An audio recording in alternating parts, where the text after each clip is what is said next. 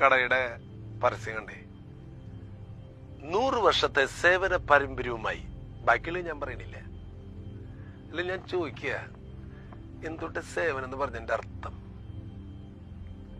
സേവനം എന്ന് പറഞ്ഞാൽ എന്തർത്ഥം?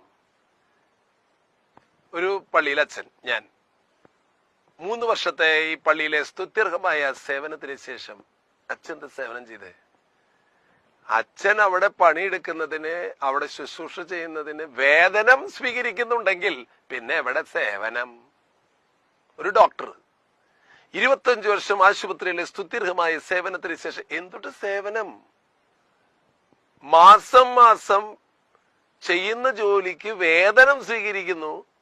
ഒരു അഡ്വക്കേറ്റ്, ഒരു എഞ്ചിനീയർ, ഒരു ബിസിനസ്മാൻ, ഒരു രാഷ്ട്രീയ പ്രവർത്തകൻ നമ്മൾ ചെയ്യുന്ന പ്രവൃത്തിക്ക് വേതനം സ്വീകരിക്കുന്നുണ്ടെങ്കിൽ അതിന് സേവനം എന്ന് പറയാൻ പറ്റുമോ? അല്ല, വെറുതെ ഞാൻ ചോദിച്ചു നോക്കിയട്ടെ. അപ്പൊ അതുകൊണ്ട് സേവനം എന്ന വാക്കിന് വേറെ അർത്ഥമുണ്ട്. അത് തിരിച്ച് ഇങ്ങോട്ട് ആഗ്രഹിക്കാത്ത നിഷ്കാമ കർമ്മത്തെയാണ് പറയുക, പ്രിയമുള്ളവരെ.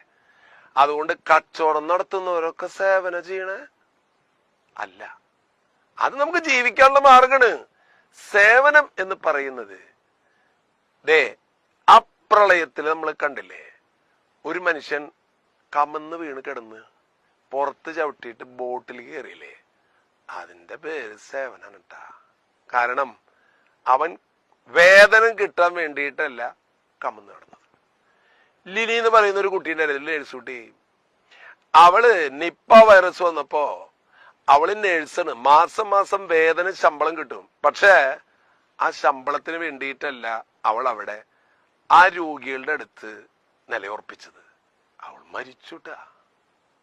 അതിന്റെ പേരാണ് സേവനം. അഭിനന്ദൻ എന്ന് പറയുന്ന ഒരു പട്ടാളക്കാരനെ ഇപ്പോ ആൾക്കാര്, നമ്മളൊക്കെ അഭിമാനത്തോട് പറയണില്ലേ, പട്ടാളക്കാർ കുറെ പേരുണ്ടോ, ശമ്പളം കിട്ടുന്നുണ്ട്. പക്ഷെ അവൻ അവിടെ പോയിട്ട് ചെയ്ത പ്രവൃത്തി ശമ്പളത്തിന് വേണ്ടിയിട്ടല്ല, അതിന്റെ പേരാണ് സേവനം. അപ്പൊ അതുകൊണ്ട് പ്രിയമുള്ളവരെ, സേവനം എന്ന വാക്കിന്റെ അർത്ഥം ചാരിറ്റി എന്ന് പറയുന്നത്, അതായത് 10 രൂപ നേർച്ചപ്പെട്ടിയിൽ ഇട്ടിട്ട് 10 കോടിയുടെ എന്റെ ബിസിനസ് വിജയിക്കണമെന്ന് പറഞ്ഞാൽ അത് എന്തുട്ടിപ്പോ സേവനം, എന്തുട്ടിപ്പോ പ്രാർത്ഥന? സേവനം എന്ന വാക്കിന്റെ അർത്ഥം നിഷ്കാമ കർമ്മമാണ്. അത് ചെയ്യുമ്പോഴേ യഥാർത്ഥ സന്തോഷം നമുക്ക് കിട്ടുള്ളൂ. ബാക്കിയുള്ളതെല്ലാം ജോലി ചെയ്യുക, അതിന്റെ പ്രതിഫലം വാങ്ങിക്കുക. പ്രതിഫലം വാങ്ങിക്കാണ്ട് ചെയ്യുന്ന പ്രവൃത്തിയാണ് സേവനം.